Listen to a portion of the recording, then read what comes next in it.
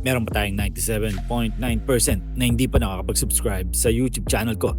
Bago ang lahat, huwag natin kakalimutan na mag-subscribe, mag-comment, like, and share, and please click the bell para ma-receive ninyo lahat ng aking notifications. Well, kitang-kita na nga ang ebidensya na malinaw pa sa mineral water. Etong si Troy Rosario maglalaro na nga sa Barangay Ginebra at pumirma na rin. Well, kayo, ano ang inyong masasabi dito? Bagay kaya sa sistema ni Coach Tim Cone itong si Troy Rosario? Pero malaking adjustment pa nga ang gagawin ni Troy para sa Barangay Ginebra. Well, maghintay na lang tayo ngayong darating na season. Well, dumako naman tayo dito kay Terence Romeo. Well, hindi kaya pinagsisisihan ni Romeo ang mga offer sa kanya sa ibang bansa noong nandito pa siya sa San Miguel Beerman. Well, marami kasing nag-o-offer sa kanya noong naglalaro pa siya dito sa SMB dahil ang Japan ay isa sa mga nagbibigay sa kanya ng mga malalaking offer. Well, sa ngayon kaya napag-iisip-isip kaya ni Romeo na bakit di na lang siya naglaro sa Japan B-League kesa sa SMB dahil ngayon ipinamimigay na nga siya at may kapalit ng dalawa.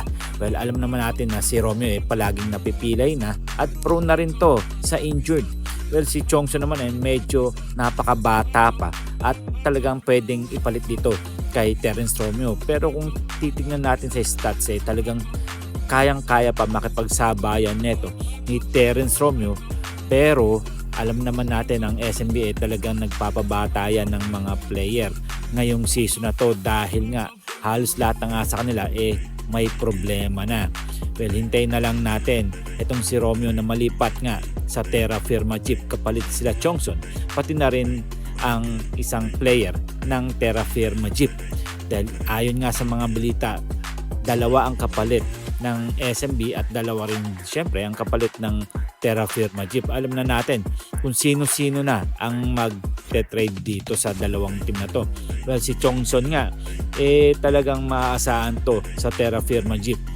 Siguro na bigla rin itong si Wami Chongson dahil nga mahigit 10 taon na nga siya naglalaro dito sa Terra Firma pero ngayon pa lang siya malilipat sa ibang kupunan dahil nga dati nga talagang pinag-uusapan na to na malilipat nga ito sa Barangay Ginebra. Pero eto na nga ang nangyari nung nakaraang linggo lang talagang nailipat na to ng tuluyan dito sa SMB. Well, marami na nga nakukuha ang Barangay Ginebra at ang SMB dito sa Terra Firma. Well, kayo, ano ang inyong masasabi dito? Hanggang dito lang tayo at huwag natin kakalimutan na mag-subscribe. So, see you for my next video. See you for my next vlog.